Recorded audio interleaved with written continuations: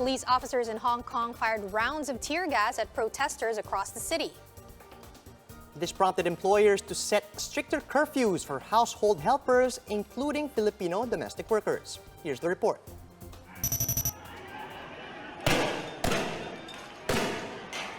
Police fired tear gas rounds at hundreds of protesters who were holding a satirical religious ceremony in Hong Kong's residential Shim Sui Po district.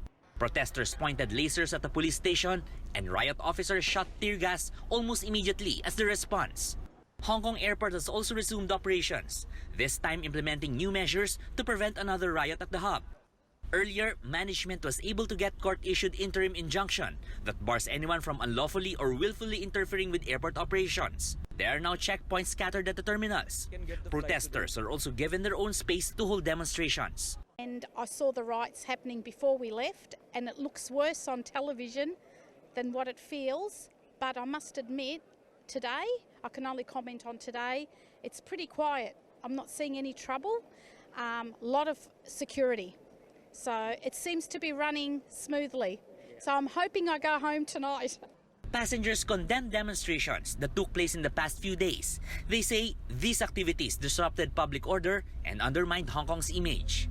Some of the demonstrators were seen holding up signs, apologizing to travelers for the riot that disrupted flights in and out of the city. 10 weeks of increasingly violent confrontation between police and protesters have plunged the city into its worst crisis since it reverted from British to Chinese rule in more than 2 decades. The Philippine Labor Department says this has led employers to impose stricter curfews for household helpers, including Filipinos. Labor Secretary Silvestre Bello III says foreign recruitment agencies in Hong Kong are now required to pick up Filipino domestic helpers upon arrival at the airport. For News 5, Gerard de la Peña, We Are One News.